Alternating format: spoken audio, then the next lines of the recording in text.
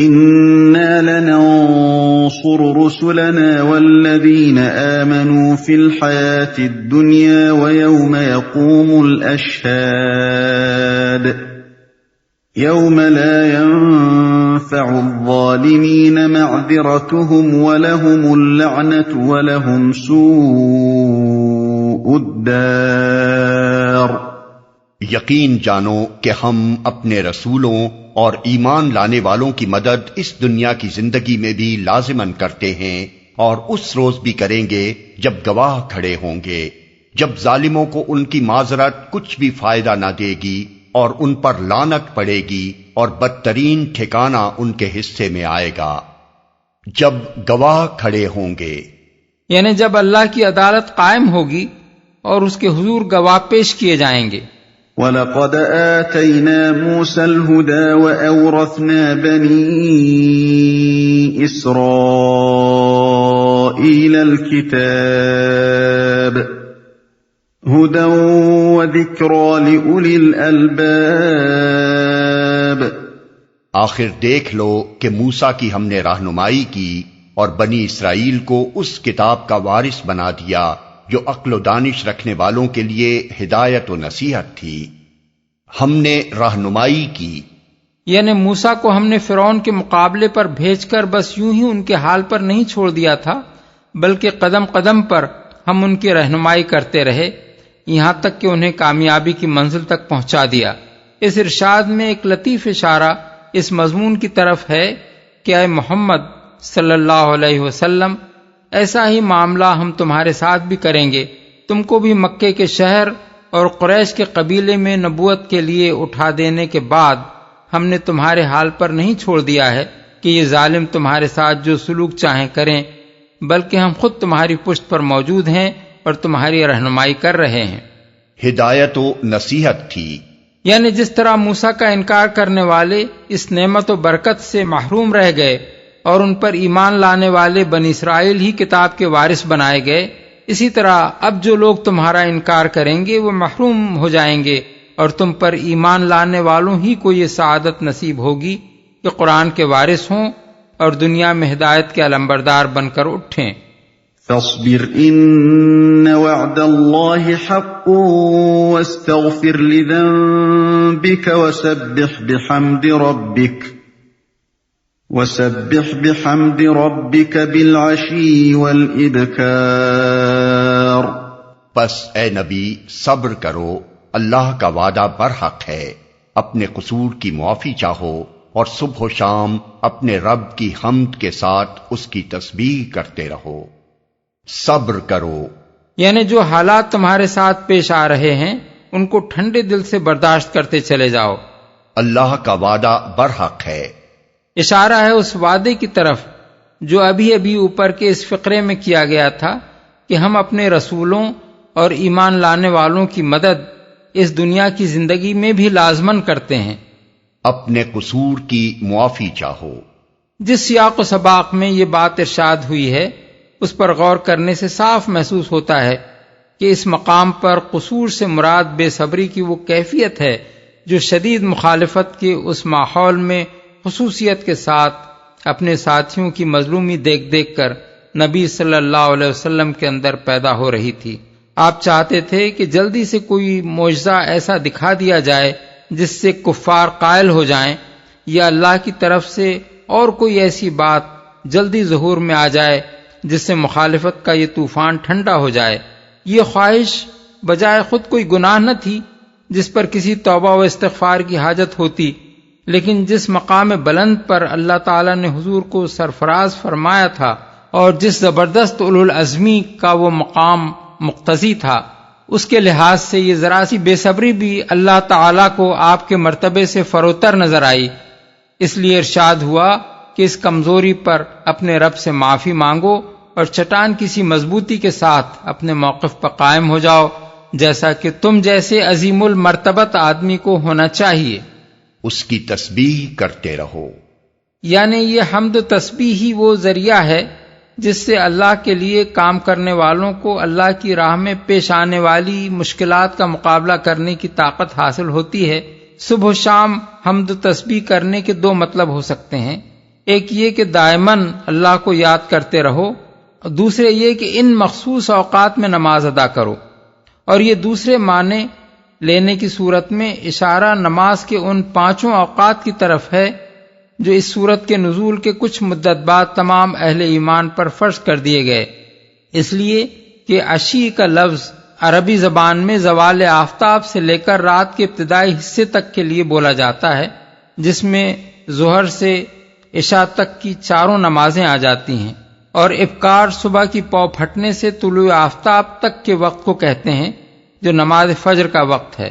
ان الذين يجادلون في آيات الله بغير سلطان اتاهم ان في صدورهم الا كبر ما هم ببالغيه فاستعذ بالله انه هو السميع البصير۔ حقیقت یہ ہے کہ جو لوگ کسی سنت و حجت کے بغیر جو ان کے پاس آئی ہو اللہ کی آیات میں جھگڑے کر رہے ہیں، ان کے دلوں میں کبر بھرا ہوا ہے، مگر وہ اس بڑائی کو پہنچنے والے نہیں ہیں جس کا وہ گھمنڈ رکھتے ہیں۔ بس اللہ کی پناہ مانگ لو، وہ سب کچھ دیکھتا اور سنتا ہے۔ کبر بھرا ہوا ہے، یعنی ان لوگوں کی بے دلیل مخالفت اور ان کی غیر معقول کج بحثیوں کی اصل وجہ یہ نہیں ہے کہ اللہ کی آیات میں جو سچائیاں اور خیر و صلاح کی باتیں ان کے سامنے پیش کی جا رہی ہیں وہ ان کی سمجھ میں نہیں آتی، اس لیے یہ نیک نیتی کے ساتھ ان کو سمجھنے کی خاطر بحثیں کرتے ہیں، بلکہ ان کے اس رویے کی اصل وجہ یہ ہے کہ ان کا غرور نفس یہ برداشت کرنے کے لیے تیار نہیں ہے کہ ان کے ہوتے عرب میں محمد صلی اللہ علیہ وسلم کی پیشوائی و رہنمائی تسلیم کر لی جائے، اور بالآخر ایک روز انہیں خود بھی اس شخص کی قیادت ماننی پڑے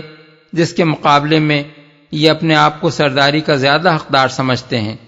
اسی وجہ سے یہ ایڑی چوٹی کا زور لگا رہے ہیں کہ محمد صلی اللہ علیہ وسلم کی بات کسی طرح نہ چلنے پائے، اور اس مقصد کے لیے انہیں کوئی ذلیل سے ذلیل حربہ استعمال کرنے میں بھی کوئی تأمل نہیں ہے جس کا وہ گھمنڈ رکھتے ہیں۔ دوسرے الفاظ میں مطلب یہ ہے کہ جس کو اللہ نے بڑا بنایا ہے وہی بڑا بن کر رہے گا، اور یہ چھوٹے لوگ اپنی بڑائی قائم رکھنے کی جو کوششیں کر رہے ہیں وہ سب آخر کار ناکام ہو جائیں گی۔ اللہ کی پناہ مانگ لو، یعنی جس طرح فرعون کی دھمکیوں کے مقابلے میں اللہ واحد قہار کی پناہ مانگ کر موسیٰ بے فکر ہو گئے تھے، اسی طرح سرداران قریش کی دھمکیوں اور سازشوں کے مقابلے میں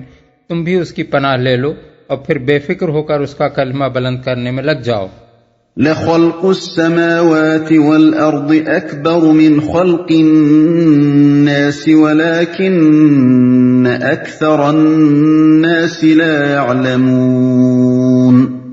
آسمانوں اور زمین کا پیدا کرنا انسانوں کو پیدا کرنے کی بنسبت یقیناً زیادہ بڑا کام ہے، مگر اکثر لوگ جانتے نہیں ہیں۔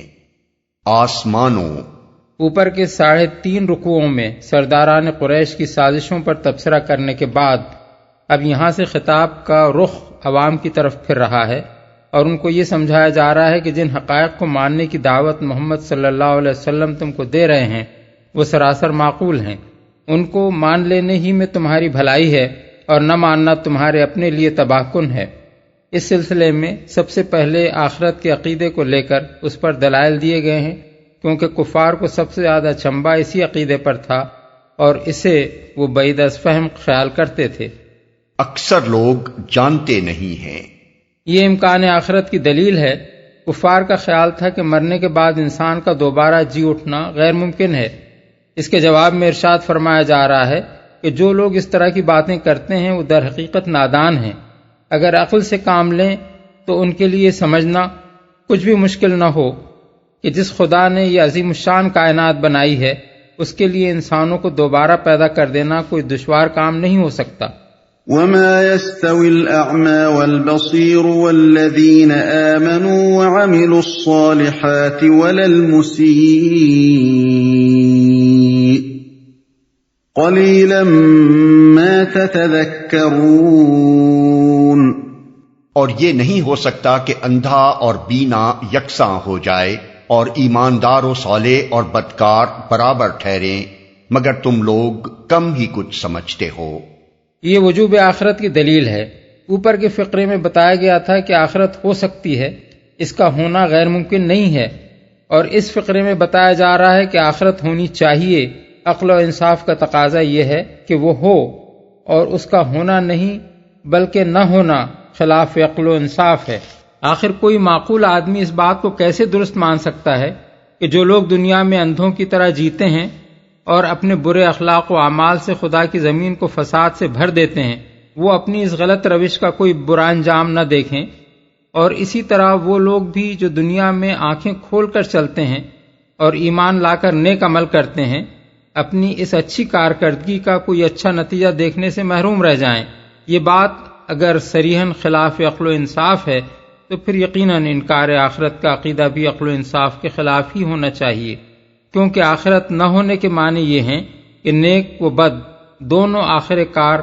مر کر مٹی ہو جائیں اور ایک ہی انجام سے دوچار ہوں۔ اس صورت میں صرف عقل و انصاف ہی کا خون نہیں ہوتا بلکہ اخلاق کی بھی جڑ کٹ جاتی ہے، اس لیے کہ اگر نیکی اور بدی کا انجام یکساں ہے تو پھر بد بڑا عقل مند ہے کہ مرنے سے پہلے اپنے دل کے سارے ارمان نکال گیا، اور نیک سخت بے وقوف ہے کہ خوامخواہ اپنے اوپر طرح طرح کی اخلاقی پابندیاں عائد کیے رہا۔ ان الساعة لآتية لا ريب فيها ولكن اكثر الناس لا يؤمنون۔ یقیناً قیامت کی گھڑی آنے والی ہے، اس کے آنے میں کوئی شک نہیں، مگر اکثر لوگ نہیں مانتے۔ یہ وقوع آخرت کا قطعی حکم ہے جو استدلال کی بنیاد پر نہیں بلکہ صرف علم ہی کی بنا پر لگایا جا سکتا ہے، اور کلام وحی کے سوا کسی دوسرے کلام میں یہ بات اس قطعیت کے ساتھ بیان نہیں ہو سکتی۔ وحی کے بغیر محض عقلی استدلال سے جو کچھ کہا جا سکتا ہے وہ بس اسی قدر ہے کہ آخرت ہو سکتی ہے اور اس کو ہونا چاہیے۔ اس سے آگے بڑھ کر یہ کہنا کہ آخرت یقیناً ہوگی اور ہو کر رہے گی، یہ صرف اس ہستی کے کہنے کی بات ہے جسے معلوم ہے کہ آخرت ہوگی، اور وہ ہستی اللہ تعالیٰ کے سوا کوئی نہیں ہے۔ یہی وہ مقام ہے جہاں پہنچ کر یہ بات واضح ہو جاتی ہے کہ قیاس و استدلال کے بجائے خالص علم پر دین کی بنیاد اگر قائم ہو سکتی ہے تو وہ صرف وحی الہی کے ذریعے ہی سے ہو سکتی ہے۔ وَقَالَ رَبُّكُمُ ادْعُونِي أَسْتَجِبْ لَكُمْ إِنَّ الَّذِينَ يَسْتَكْبِرُونَ عَنْ عِبَادَتِي سَيَدْخُلُونَ جَهَنَّمَ دَاخِرِينَ۔ تمہارا رب کہتا ہے مجھے پکارو، میں تمہاری دعائیں قبول کروں گا۔ جو لوگ گھمنڈ میں آ کر میری عبادت سے منہ موڑتے ہیں ضرور وہ ذلیل و خوار ہو کر جہنم میں داخل ہوں گے۔ تمہارا رب۔ آخرت کے بعد اب توحید پر کلام شروع ہو رہا ہے، جو کفار اور نبی صلی اللہ علیہ وسلم کے درمیان دوسری بنائے نزاع تھی۔ دعائیں قبول کروں گا، یعنی دعائیں قبول کرنے اور نہ کرنے کے جملہ اختیارات میرے پاس ہیں، لہذا تم دوسروں سے دعائیں نہ مانگو بلکہ مجھ سے مانگو۔ اس آیت کی روح کو ٹھیک ٹھیک سمجھنے کے لیے تین باتیں اچھی طرح سمجھ لینی چاہیے۔ اول یہ کہ دعا آدمی صرف اس ہستی سے مانگتا ہے جس کو سمیع و بصیر اور فوق الفطری اقتدار یعنی سپر نیچرل پاورز کا مالک سمجھتا ہے، اور دعا مانگنے کا محرک دراصل آدمی کا یہ اندرونی احساس ہوتا ہے کہ عالم اسباب کے تحت فطری ذرائع و وسائل اس کی کسی تکلیف کو رفع کرنے یا کسی حاجت کو پورا کرنے کے لیے کافی نہیں ہے یا کافی ثابت نہیں ہو رہے ہیں، اس لیے کسی فوق الفطری اقتدار کی مالک ہستی سے رجوع کرنا ناگزیر ہے۔ اس ہستی کو آدمی بے دیکھے پکارتا ہے، ہر وقت ہر جگہ ہر حال میں پکارتا ہے، خلوت کی تنہائیوں میں پکارتا ہے، بآواز بلند ہی نہیں چپکے چپکے بھی پکارتا ہے، بلکہ دل ہی دل میں اس سے مدد کی التجائیں کرتا ہے۔ یہ سب کچھ لازماً اس عقیدے کی بنا پر ہوتا ہے کہ وہ ہستی اس کو ہر جگہ ہر حال میں دیکھ رہی ہے، اس کے دل کی بات بھی سن رہی ہے، اور اس کو ایسی قدرت مطلقہ حاصل ہے کہ اسے پکارنے والا جہاں بھی ہو وہ اس کی مدد کو پہنچ سکتی ہے۔ اور اس کی بگڑی بنا سکتی ہے۔ دعا کی اس حقیقت کو جان لینے کے بعد یہ سمجھنا آدمی کے لیے کچھ بھی مشکل نہیں رہتا کہ جو شخص اللہ کے سوا کسی اور ہستی کو مدد کے لیے پکارتا ہے وہ در حقیقت قطعی اور خالص اور صریح شرک کا ارتکاب کرتا ہے، کیونکہ وہ اس ہستی کے اندر ان صفات کا اعتقاد رکھتا ہے جو صرف اللہ تعالیٰ ہی کی صفات ہیں۔ اگر وہ اس کو ان خدائی صفات میں اللہ کا شریک نہ سمجھتا تو اس سے دعا مانگنے کا تصور تک کبھی اس کے ذہن میں نہ آ سکتا تھا۔ دوسری بات جو اس سلسلے میں اچھی طرح سمجھ لینی چاہیے وہ یہ ہے کہ کسی ہستی کے متعلق آدمی کا اپنی جگہ یہ سمجھ بیٹھنا کہ وہ اختیارات کی مالک ہے، اس سے یہ لازم نہیں آ جاتا کہ وہ فی الواقع مالک اختیارات ہو جائے۔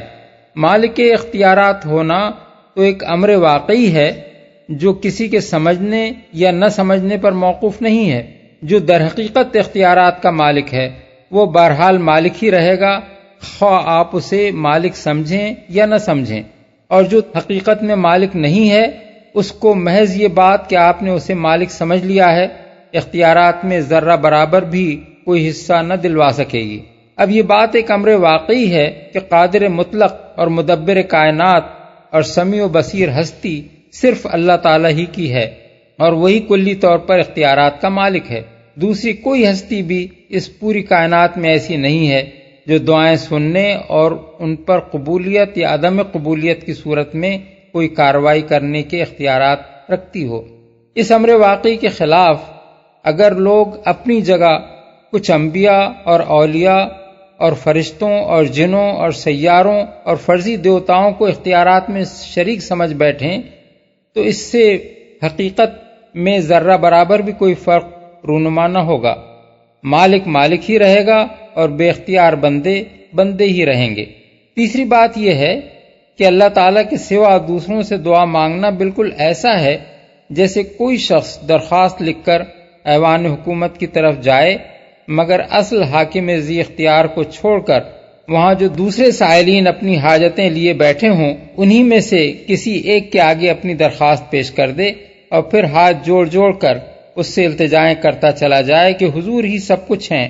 آپ ہی کا یہاں حکم چلتا ہے، میری مراد آپ ہی برلائیں گے تو برائے گی۔ یہ حرکت اول تو بجائے خود سخت حماقت و جہالت ہے، لیکن ایسی حالت میں یہ انتہائی گستاخی بھی بن جاتی ہے جبکہ اصل حاکم ذی اختیار سامنے موجود ہو اور عین اس کی موجودگی میں اسے چھوڑ کر کسی دوسرے کے سامنے درخواستیں اور التجائیں پیش کی جا رہی ہوں۔ پھر یہ جہالت اپنے کمال پر اس وقت پہنچ جاتی ہے جب وہ شخص جس کے سامنے درخواست پیش کی جا رہی ہو خود بار بار اس کو سمجھائے کہ میں تو خود تیری ہی طرح کا ایک سائل ہوں، میرے ہاتھ میں کچھ نہیں ہے، اصل حاکم سامنے موجود ہیں، تو ان کی سرکار میں اپنی درخواست پیش کر۔ مگر اس کے سمجھانے اور منع کرنے کے باوجود یہ احمق کہتا ہی چلا جائے کہ میرے سرکار تو آپ ہیں، میرا کام آپ ہی بنائیں گے تو بنے گا۔ ان تین باتوں کو ذہن میں رکھ کر اللہ تعالیٰ کے اس ارشاد کو سمجھنے کی کوشش کیجیے کہ مجھے پکارو، تمہاری دعاؤں کا جواب دینے والا میں ہوں، انہیں قبول کرنا میرا کام ہے۔ جہنم میں داخل ہوں گے۔ اس آیت میں دو باتیں خاص طور پر قابل توجہ ہیں۔ ایک یہ کہ دعا اور عبادت کو یہاں مترادف الفاظ کے طور پر استعمال کیا گیا ہے، کیونکہ پہلے فقرے میں جس چیز کو دعا کے لفظ سے تعبیر کیا گیا تھا اسی کو دوسرے فقرے میں عبادت کے لفظ سے تعبیر فرمایا گیا ہے۔ اس سے یہ بات واضح ہو گئی کہ دعا عین عبادت اور جان عبادت ہے۔ دوسرے یہ کہ اللہ سے دعا نہ مانگنے والوں کے لیے گھمنڈ میں آ کر میری عبادت سے منہ موڑتے ہیں کہ الفاظ استعمال کیے گئے ہیں۔ اس سے معلوم ہوا کہ اللہ سے دعا مانگنا عین تقاضائے بندگی ہے، اور اس سے منہ موڑنے کے معنی یہ ہیں کہ آدمی تکبر میں مبتلا ہے، اس لیے اپنے خالق و مالک کے آگے اعتراف عبودیت کرنے سے کتراتا ہے۔ نبی صلی اللہ علیہ وسلم نے اپنے ارشادات میں آیت کے ان دونوں مضامین کو کھول کر بیان فرما دیا ہے۔ حضرت نعمان بن بشیر کی روایت ہے کہ حضور نے فرمایا ان الدعاء هو العبادہ ثم قرأ ادعونی استجب لکم، یعنی دعا عین عبادت ہے۔ پھر آپ نے یہ آیت تلاوت فرمائی۔ احمد ترمذی، ابو داؤد، نسائی، ابن ماجہ، ابن ابی حاتم، ابن جریر۔ حضرت انس کی روایت ہے کہ آپ نے فرمایا الدعاء مخ العبادہ، یعنی دعا مغز عبادت ہے، ترمذی۔ حضرت ابو ہریرہ فرماتے ہیں کہ حضور نے ارشاد فرمایا من لم یسأل اللہ یغضب علیہ، یعنی جو اللہ سے نہیں مانگتا اللہ اس پر غضبناک ہوتا ہے، ترمذی۔ اس مقام پر پہنچ کر وہ عقدہ بھی حل ہو جاتا ہے جو بہت سے ذہنوں میں اکثر الجھن ڈالتا رہتا ہے۔ لوگ دعا کے معاملے پر اس طرح سوچتے ہیں کہ جب تقدیر کی برائی اور بھلائی اللہ کے اختیار میں ہے اور وہ اپنی غالب حکمت و مصلحت کے لحاظ سے جو فیصلہ کر چکا ہے وہی کچھ لازماً رونما ہو کر رہنا ہے، تو پھر ہمارے دعا مانگنے کا حاصل کیا ہے؟ یہ ایک بڑی غلط فہمی ہے جو آدمی کے دل سے دعا کی ساری اہمیت نکال دیتی ہے، اور اس باطل خیال میں مبتلا رہتے ہوئے اگر آدمی دعا مانگے بھی تو اس کی دعا میں کوئی روح باقی نہیں رہتی۔ قرآن مجید کی مذکورہ بالا آیت اس غلط فہمی کو دو طریقوں سے رفع کرتی ہے۔ اولاً اللہ تعالیٰ بالفاظ صریح فرما رہا ہے کہ مجھے پکارو میں تمہاری دعائیں قبول کروں گا۔ اس سے صاف معلوم ہوا کہ قضا اور تقدیر کوئی ایسی چیز نہیں ہے جس نے ہماری طرح معاذ اللہ خود اللہ تعالیٰ کے ہاتھ بھی باندھ دیے ہوں اور دعا قبول کرنے کے اختیارات اس سے سلب ہو گئے ہوں۔ بندے تو بلا شبہ اللہ کے فیصلوں کو ٹالنے یا بدل دینے کی طاقت نہیں رکھتے، مگر اللہ تعالیٰ خود یہ طاقت ضرور رکھتا ہے کہ کسی بندے کی دعائیں اور التجائیں سن کر اپنا فیصلہ بدل دے۔ دوسری بات جو اس آیت میں بیان کی گئی ہے وہ یہ ہے کہ دعا خواہ قبول ہو یا نہ ہو، بہرحال ایک فائدے اور بہت بڑے فائدے سے وہ کسی صورت میں بھی خالی نہیں ہوتی، اور وہ یہ ہے کہ بندہ اپنے رب کے سامنے اپنی حاجتیں پیش کر کے اور اس سے دعا مانگ کر اس کی آقائی و بالادستی کا اعتراف اور اپنی بندگی و عاجزی کا اقرار کرتا ہے۔ یہ اظہار عبودیت بجائے خود عبادت بلکہ جان عبادت ہے، جس کے اجر سے بندہ کسی حال میں بھی محروم نہ رہے گا، قطع نظر اس سے کہ وہ خاص چیز اس کو عطا کی جائے یا نہ کی جائے جس کے لیے اس نے دعا کی تھی۔ نبی صلی اللہ علیہ وسلم کے ارشادات میں ان دونوں مضامین کی بھی پوری وضاحت ہمیں مل جاتی ہے۔ پہلے مضمون پر حسب ذیل احادیث روشنی ڈالتی ہیں۔ حضرت سلمان فارسی کی روایت ہے کہ حضور نے فرمایا لا يرد القضاء الا الدعاء، ترمذی، یعنی قضا کو کوئی چیز نہیں ٹال سکتی مگر دعا، یعنی اللہ کے فیصلے کو بدل دینے کی طاقت کسی میں نہیں ہے مگر اللہ خود اپنا فیصلہ بدل سکتا ہے، اور یہ اس وقت ہوتا ہے جب بندہ اس سے دعا مانگتا ہے۔ حضرت جابر بن عبداللہ کہتے ہیں کہ نبی صلی اللہ علیہ وسلم نے فرمایا ما من احد یدعو بدعاء الا اعطاه اللہ ما سأل او کف عنہ من السوء مثلہ ما لم یدع باسم او قطیعۃ رحم،